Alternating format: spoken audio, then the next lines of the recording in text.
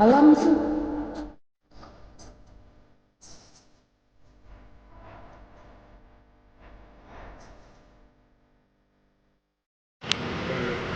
Muka ya, istilahnya bisa berandalian. Tapi saya bukan kadang-kadang juga takut ya. Tambah umur tambah amal atau tambah dosa itu juga itulah maka kita untuk supaya kita tambah umur tapi juga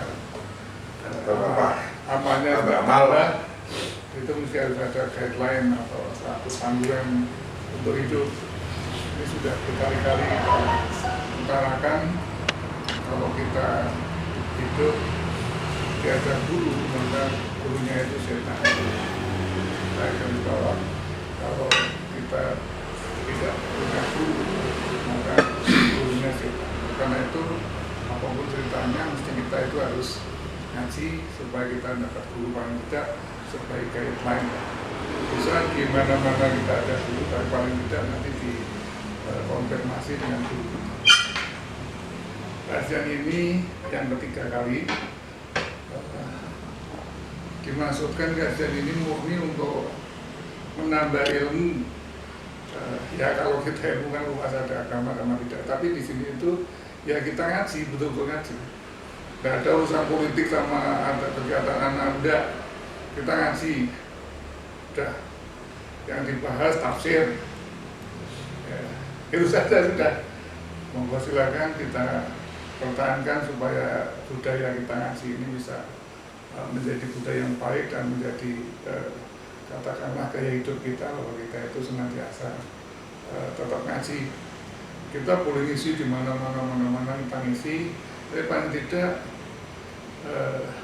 kita juga harus diisi, diberikan gizi supaya kita berimbang. Yang ngisi juga tapi juga ada gizi, itulah gunanya kita ngaji. Kemarin terakhir kita hanya satu ayat saja, ta'awud, a'udzubillahi minasyaitonirrajim. Itu aja, satu ayat itu dibahas, itu satu satu pertemuan itu sudah selesai. Jadi ini nanti bukan kita tafsir per ayat-ayat, misalnya Al-Baqarah terus kemudian Al-Imran dan selanjutnya, tapi berdasarkan tematik. Kadang-kadang kalau kita berdasarkan urutan itu ada loncatan, ini bahas masalah tauhid, moro-moro terus setelah ayatnya itu kadang sejarah dan lain-lain. Ini nanti tidak seperti itu. Jadi kita temanya itu topiknya itu tematik. Nah kemarin kita membahas masalah Alhamdulillah jadi ta'awud. Jadi selanjutnya barangkali mungkin sampai Fatihah atau dan selanjutnya nanti semuanya ke Ustadz kita Ustadz Kaderi. Dan kajian ini terbuka, ini idealnya itu nanti 30 menit Pak Kaderi itu nanti presentasi, yang 15 menit kita diskus, kita soal gitu sampai tuntas. Kalau tidak tuntas ya nanti dirembuk atau dibahas setelah tutup, ini tidak masalah, atau melalui periode berikutnya. Jadi dimaksudkan ini menjadi pencerahan, bukan kemudian tidak menjadi cerah. Dan sekali lagi saya harapkan, kita harapkan semua bahwa ini adalah merupakan tambahan amal ibadah kita kepada Allah SWT. Kepada Pak Badri dipersilakan. Oh ya, ini kan direkam nih, direkam pakai ini, nanti mau diedit, kalau sudah saatnya nanti kita bisa tanyakan menjadi milik publik. Jadi sebagai ceritanya Pak Badri nanti. Assalamualaikum warahmatullahi wabarakatuh. Waalaikumsalam warahmatullahi wabarakatuh. Alhamdulillah wassalatu wassalamu ala Rasulillah nabiyina Muhammad bin Abdullah wa ala alihi wa sahbihi wa wala la haula wa la quwwata illa billah. Raditu billahi rabba wa bil islami dina wa bi Muhammadin nabiyya wa rasulah. Rabbi zidna ilma wa zidna fahma. kita lanjutkan. Kalau teman tahu sekarang malam hari ini kami akan menyampaikan tafsir tentang Bismillahirrahmanirrahim. Bahwa Bismillah diawali dengan huruf ba. Ba itu kan kata sambung, artinya harus ada yang disambung. Sehingga menurut para mufassir, kata Bismillahirrahmanirrahim itu seolah-olah ada kalimat yang mengawali yang disambung dengan ba, yaitu kata rajin, yang artinya kami memulai. Nah, tinggal memulai apa? Misalnya kami memulai makan dengan membaca Bismillah. Kami memulai sholat dengan menyebut nama Allah. Kami mulai bekerja, artinya ada kalimat itu kalimat kami memulai. Tapi kalimat itu bukan datang dari Allah, ini hanya tafsiran, menafsirkan kata ba dari kata Bismillah. Karena al-ismu itu isim, itu asal katanya adalah. Oh iya, kenapa kita kemudian harus mengawali sesuatu dengan menyebut nama Allah? Tentu banyak sekali alasan. Yang pertama alasannya adalah perintah Rasulullah SAW, kullu amrin dzibalin fihi bismillah, kullu amrin dzibalin la yubtadu bismillah bahwa aktor, atau yang katanya ada yang ar-Rahman ini disebutkan kullu amrin la yubtadu fihi bismillahirrahmanirrahim bahwa aktor atau ajzam atau abtar. Namanya artinya sama saja, yaitu putus atau buntung, yang intinya tidak sempurna. Jadi kata Rasulullah, semua perbuatan baik yang tidak diawali dengan membaca Bismillahirrahmanirrahim, maka amalan itu terputus. Kemudian terputus tadi disebutkan azam atau disebutkan dengan abtar, artinya buntu, sama saja. Tapi yang dimaksudkan adalah tidak mendapatkan rahmat Allah. Nanti di bawahnya kenapa kita harus membaca Bismillah juga ada alasannya. Yang kedua adalah alasan dari firman Allah surat 51 ayat 56. Ini pokok dari kehidupan kita. Allah berfirman, wa ma khalaqtul jinna wal insa illa liya'budun. Tidaklah aku menciptakan jin dan manusia illa liya'budun, kecuali untuk menghamba. Kata abadah itu artinya menghamba atau beribadah. Jadi Allah menciptakan kita hanya untuk beribadah.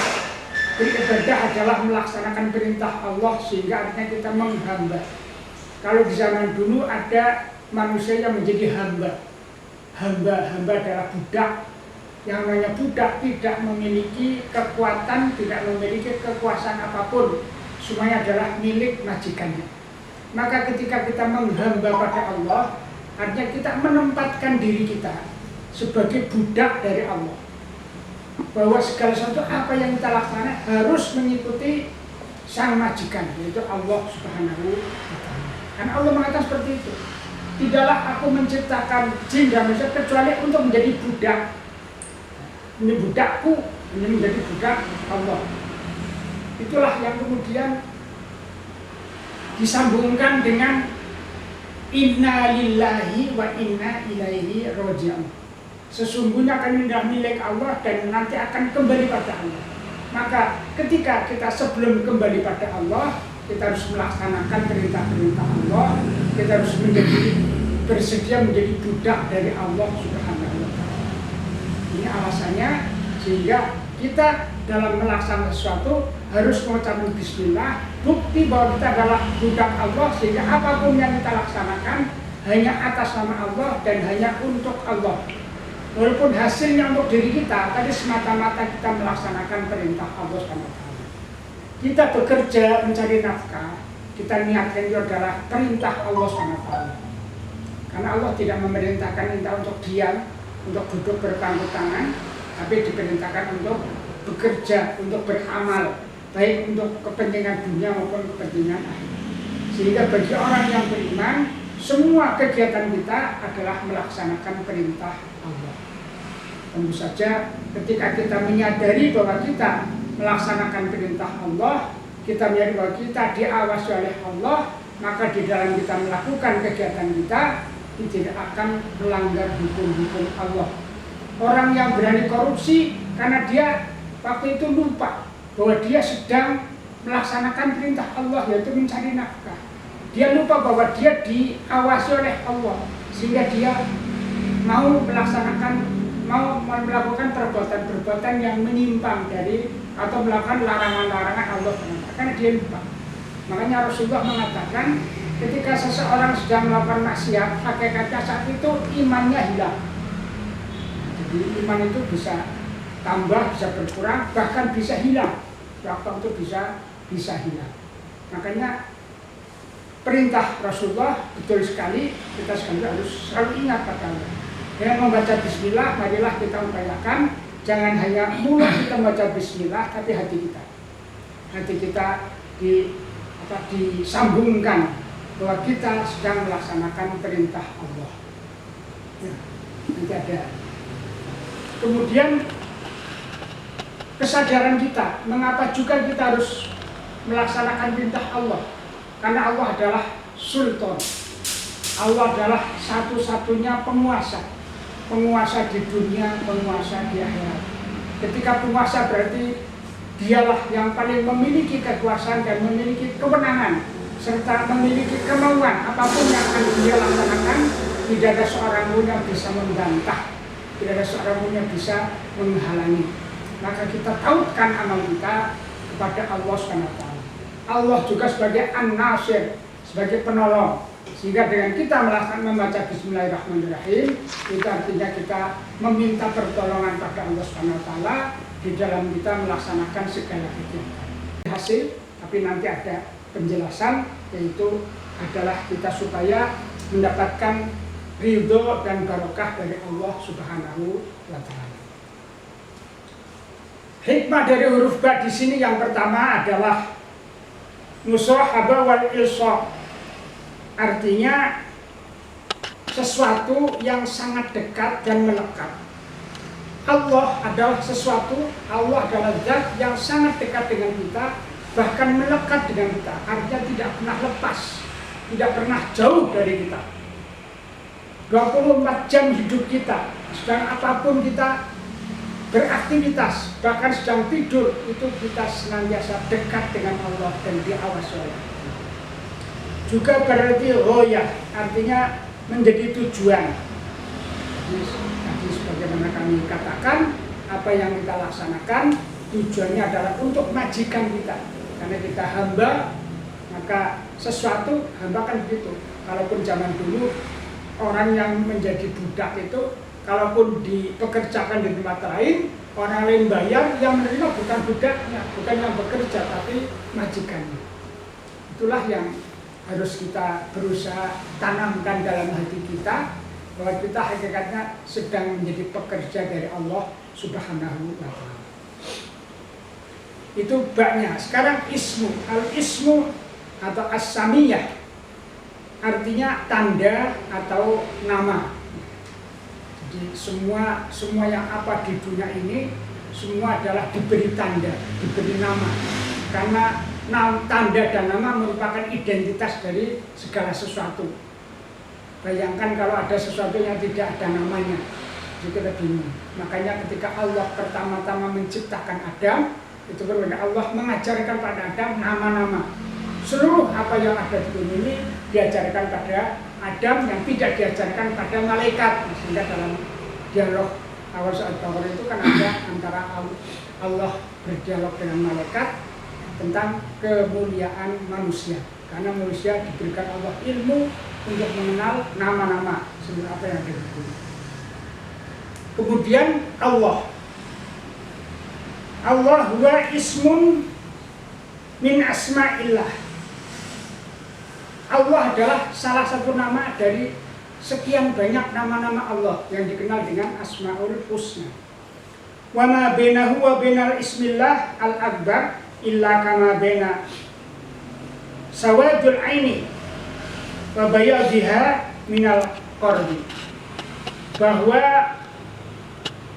nama Allah dengan nama-nama yang lain, dengan nama-nama yang Asmaul Husna yang 99 itu jumlahnya, itu sangat dekat dengan Allah. Artinya tidak bisa dipisah-pisahkan antara nama Allah dengan nama sifat-sifat Allah yang 99. Bahkan di sini diumpamakan kedekatannya adalah sebagaimana warna hitam dan warna putih di mata kita. Tentu tidak bisa dipisahkan antara yang hitam dengan yang putih, senantiasa melekat.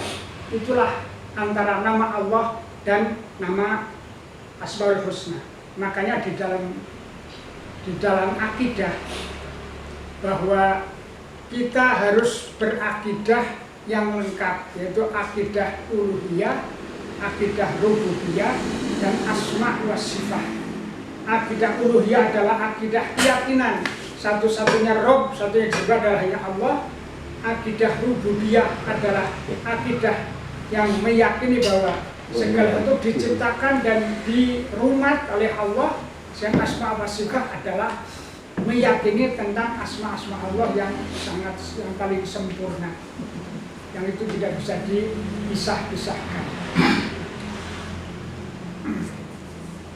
Kemudian tentang Allah, itu adalah nama Allah yang memang dikhususkan bagi Allah. Tidak boleh nama Allah digunakan untuk selain Allah. Dua anak kok dijenengi Allah, itu tidak boleh. Harus diawali misalnya Abdul, sehingga menjadi Abdullah. Atau dengan nama Asmaul Husna, nama yang lain. Kalau anak diberi nama Ar-Rahman, tidak boleh.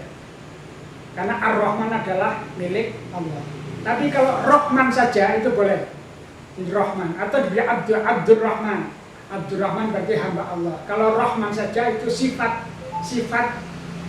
penyayang bagi manusia. Tapi kalau ada alif lamnya Ar-Rahman, karena alif lam di sini berfungsi mengubah dari isim nakirah, dari isim ma'rifat menjadi nakirah, dan nakirah menjadi ma'rifat. Jadi artinya sudah dikhususkan, sehingga kata Ar-Rahman, ya, Ar-Rahim, Al-Quddus, Al-Ghani, itu semuanya adalah khusus milik Allah Subhanahu wa Ta'ala. Dan kemudian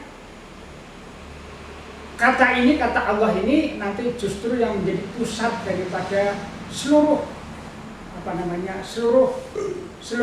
fungsi daripada kehidupan manusia.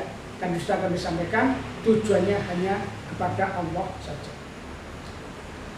Kata Allah bila digunakan atau disambung dengan kata al-ismu, artinya bismillah, artinya kata Allah disambung dengan kata al-ismu.